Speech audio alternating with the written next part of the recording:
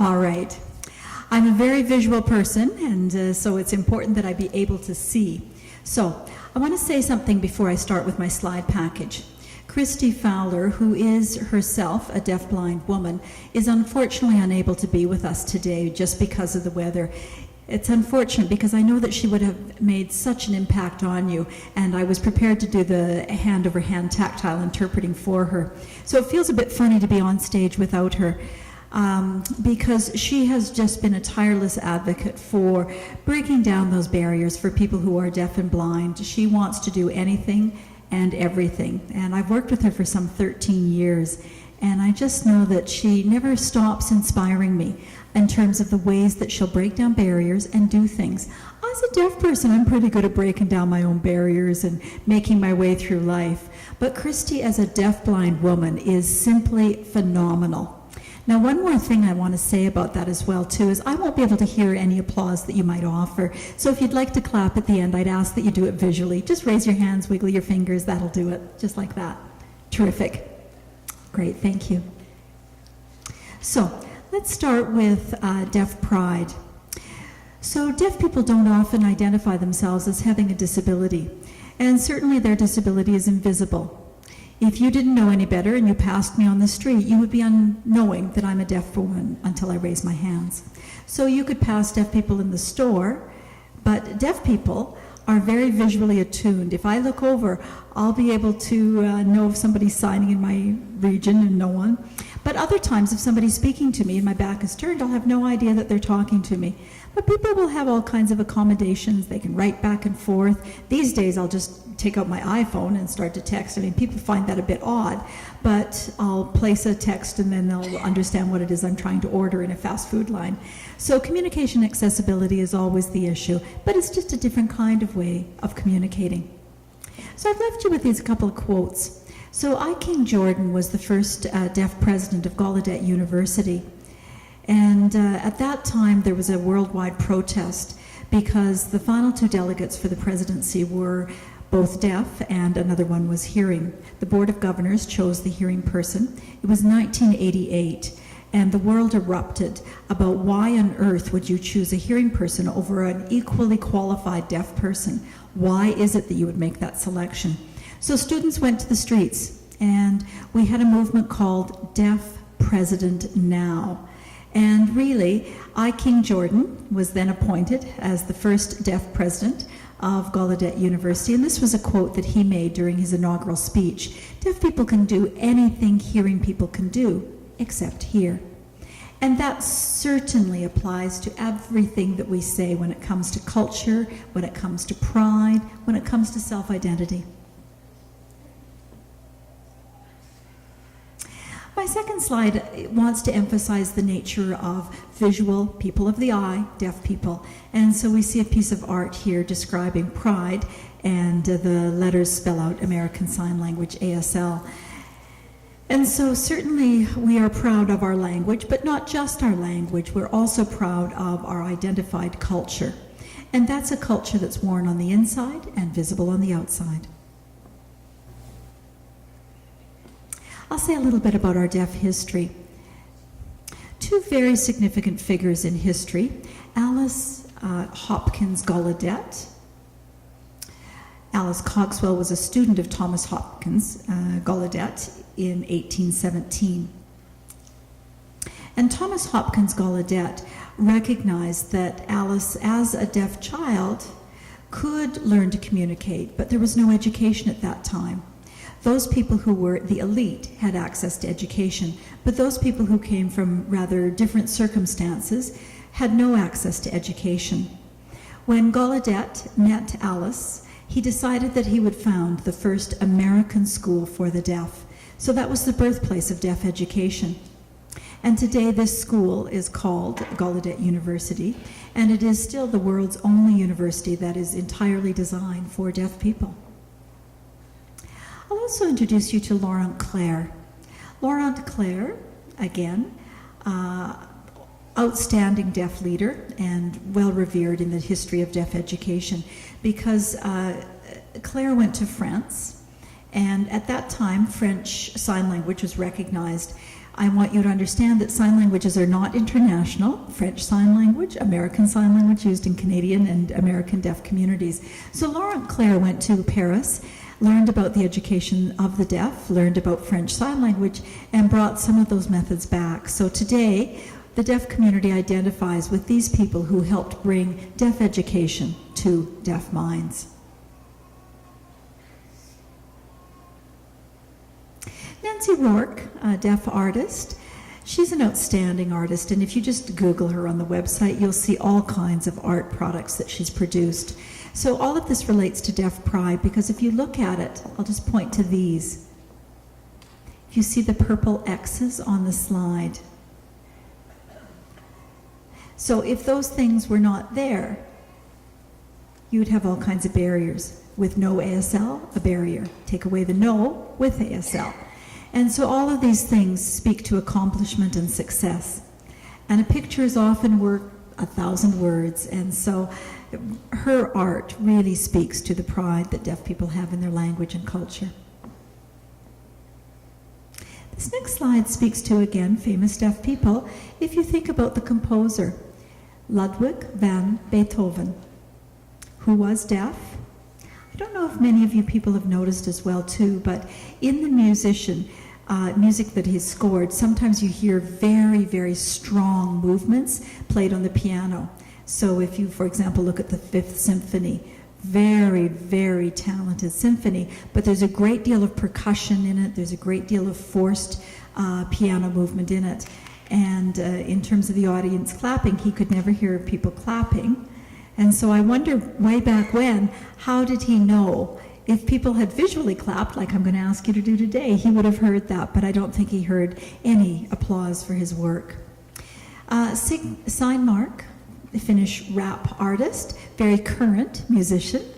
And so again, you can Google him on the art scene. If you just Google him, he's got some amazing advocacy deaf music. And again, fully deaf, acts as a musician. He has accomplished the same sort of success that any other rap artist would have, does it with a visual language in his own sign language. And so performs as well with a hearing artist as well too. So the hearing artist sings, he does it in sign, but really talented. Next slide, please. This may be new for some of you, but Miss Deaf America, and we also have a Miss America who is deaf. So there's a couple of different connections across the deaf community and the non-deaf community. So this woman won it, and she has a cochlear implant. So she does access some information auditorily. She does speak as well. But she is deaf, and she's part of the Miss American pageant. And again, there are lots of different ways to be deaf. And so there are other deaf people who culturally would ascribe to perhaps a different model, a different pageantry. But for people who have a hearing loss or lose their hearing later in life, there are just so many different ways to be deaf in this world. I just love this comic strip, honestly. And so Matt Daigle is the creator of this particular comic strip.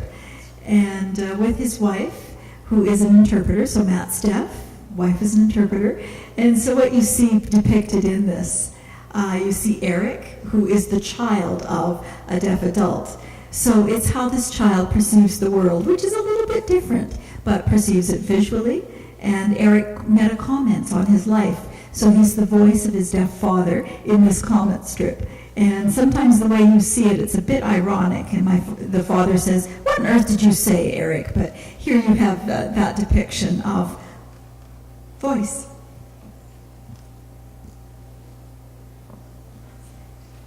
This also speaks to deaf athletes, and you may be unfamiliar that Gertrude Erdely was the first American competitive swimmer, and so she swam the English Channel back in 1926. When I looked at that, she became deaf, had a little grain of rice, and you know how tiny those are. It became enlarged and locked into her ear, and she became deaf from that experience of having a grain of rice in her ear.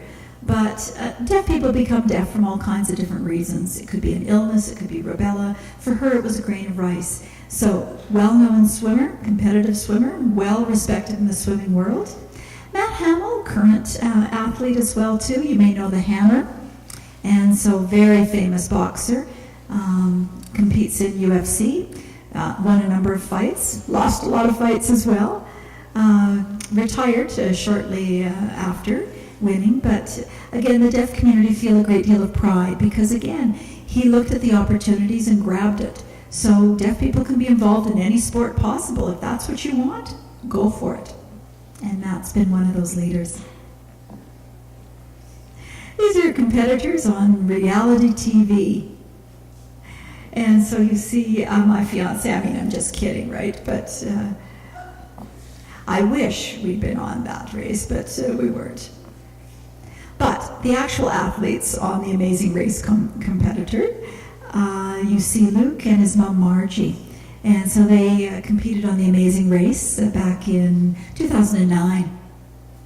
Didn't win, but still I think brought such awareness of what deaf people can do in this world if they set their mind to it. And the reason I put myself and my fiance up there because Richard is just addicted to sports. Every Sunday I can barely get that remote out of his hand. So when it comes to sports, that's him. And he'd love to watch The Amazing Race if it was on 24/7. Let me take you now to the Oscar winners. And so you probably know Marlee Matlin, involved with Children of a Lesser God. And her portrayal won her an Oscar. She was the first deaf actress to win that Oscar back in 1987. And again, that had absolute sound waves across the world for the accomplishments of deaf actors. And it was a moment in history because it was the first time a deaf actor or actress had ever been awarded an Oscar. The Incredible Hulk, 1977 to 1982. When it comes to the Incredible Hulk, you may know that the Incredible Hulk never speaks, right? There's all kinds of actions, all kinds of motions. There's a reason that the Incredible Hulk never speaks. And so the person who doubles, Lou Ferrigno, is a hard of hearing person.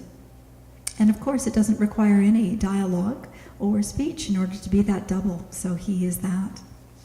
Sue Thomas, probably a bit more known for FBI. And so Deanna Bray performed that role. And I think it gave, again, people another goal to strive for. If you think about being part of the FBI, I think many people thought a deaf person being part of the FBI, impossible. But I'm going to use the sign here. Anything's possible. There are no limits. And she's been a tireless advocate as well, too, in terms of violence. And so she's often on the public face speaking about violence and getting out there with a message of creating a violence-free world. And so her voice around domestic violence is an incredibly important voice. And I'd say voice, I want you to understand that that's voice through American Sign Language. One of my favorite people on this planet, Gary Malkowski, he became a member of provincial parliament, an MPP, and he was elected in 1990, served 5 years. Gary is one of the most outspoken deaf advocates out of Ontario, and so he's just been tireless. Again, as an advocate, any barrier that exists, he finds a way to release that barrier. And so when he became an elected member of provincial parliament, again, people never thought that that would be possible for a deaf person. So he changed the world in the political stream and had a huge impact. So let's go to right today. One of our biggest barriers that we face right now is that we do not have a video relay service in Canada. For those of you unfamiliar with VRS, it means that a deaf person can use their language, American Sign Language, not text-based English, but American Sign Language, like I'm doing today. So today I'm using an interpreter, and so using VRS is almost similar. So you access VRS through an iPhone, through a computer, You present the message in American Sign Language, an interpreter on the other end relays that message to the hearing person that you're calling. And so that's a direct call being placed, and so that's telephone access. Americans have VRS, no question, 24/7. Canadians are still fighting for it. We're still pushing for it. Americans have something called the Americans with Disabilities Act, and that legislation has been very helpful. Gary tried as well to get a Disability Act in Canada, and you can't imagine the red tape that has meant for him. So just October, this past October, we were able to hold the CRTC hearings were held about the reality of needing VRS here in Canada. So the Canadian Telecommunications Corporation held those hearings. People spoke to those hearings. Each province worked together in terms of their advocating message about the importance of VRS and having equal access to telephone communication. So politicians spoke, task force groups spoke, hearing people spoke in favor of it, and so on.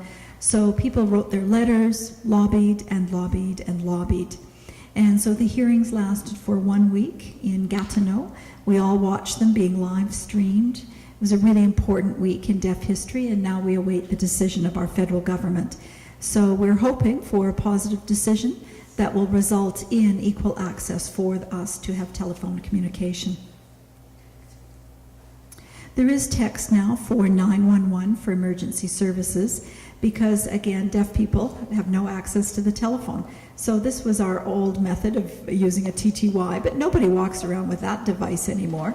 And it's the most inaccessible device. Now we have the iPhone, a much more accessible device. And so 911 has been one accessible step forward for deaf people to access 911 through a text-based message. And so that's possible now. If somebody was to have an emergency, I can dial 911 just like you dial 911. That I don't have to rely on somebody else to place that call. I don't have to be in a place where there's a TTY. So it's one tiny step forward, and we're proud of that accomplishment. But there's much more to be gained if we can get video relay services. Now, let me talk a little bit about Christy. That's Christy. That's a picture of her. And this is her going to a Halloween party.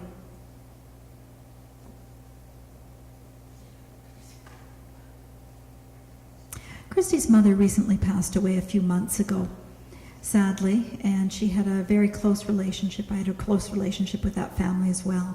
And so both the mother and the father are beautiful people. But Christy felt like her mom was almost a Helen Keller type of character, because Helen Keller would be one of our most notable deaf-blind people in the world. And again, she found a way to navigate life, and so she had what we call an intervener, somebody who helped her navigate the world, who was a guide, who provided accessible communication through a hand-over-hand method. And that's what Christy experiences in her world. So she finds that she can do anything as long as she has an intervener. And so sometimes she'll try and break down barriers when she does that with an intervener. So she experiences an outstanding life. Christy is herself a motivational speaker. She gives a lot of talks around the community about what it's like to be deaf-blind. And again, I just wish Christy were here today with us. Darn it, this darn weather. But if you ever have an opportunity to see Christy in action, I can't describe it in any sense of spoken word other than to say she is inspiring. She was born deaf, and then at the age of 8 found out that she was blind, had eye surgery. She does have one good eye, her right eye. She has some ability to see some shape, some color. Her other eye, she is completely blind in it. And in terms of school communication, she had hand-over-hand American Sign Language. She uses American Sign Language just like I do, but she has to place her hand under the other person's hand so that they can provide her interpretation. That's how she sees the world, is through her hand. So that's her sense of vision. I, as a deaf person, don't take it in through my ears. I take it in through both of my eyes. Christy takes it in through hands.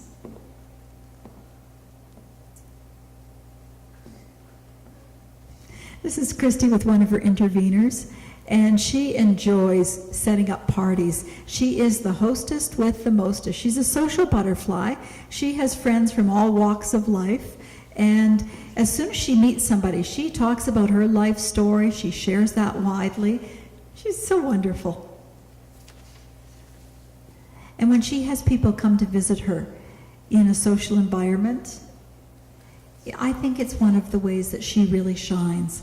She just has such ability to be that hostess with the mostest. She creates a visual environment. She likes things to be red.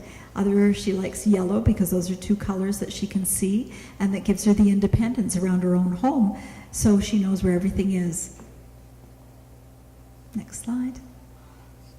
Piece of her art. I've worked with her as well too, and she has a lot of different art mediums that she likes, and she'll have an intervener who helps describe what art is, what the colors are that she's seeing. And again, she can see this, a little bit of green, a little bit of yellow.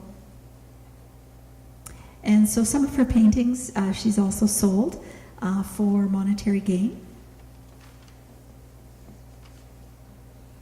And Christy is honestly an adventure seeker. And so I'll give you a couple of examples. So when it comes to skiing, she uses a harness, and obviously the person skiing behind her has to be pretty darn strong in order with that harness, because you don't want to fall down with Christy, and she's pretty strong herself. But she also likes to travel, so she went to Hong Kong with her family. I love one story that Christy tells. She was in Hong Kong, and I think the people in Hong Kong were really very impressed. She had long blonde hair at that time, and when Christy meets a person, she wants to obviously touch them to get a feel for their hair and get a feel for their face, and you obviously have to ask permission, right?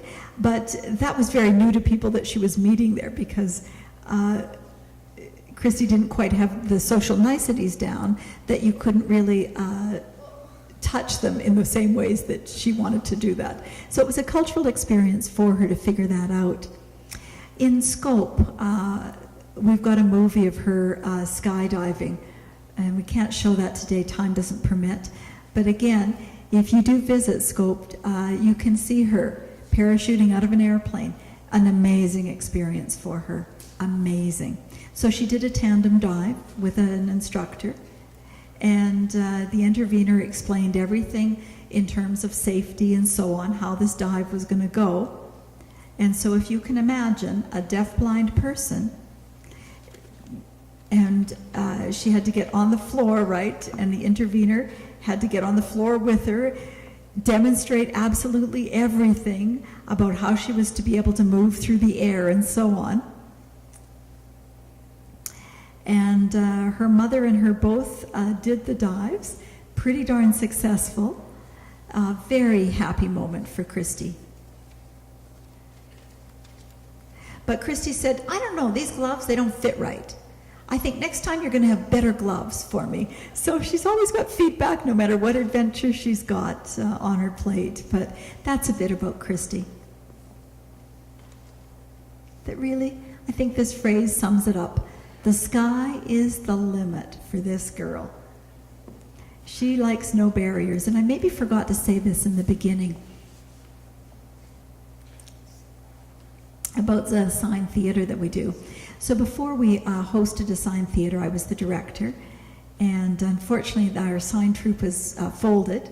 We didn't have the funding to keep that going, so sadly that we had to let that go. But it had so much benefit for the community, because it's a little bit like Momo in terms of being able to have that pride of culture, that pride of expression, that pride of movement with American Sign Language. So sadly the group has folded.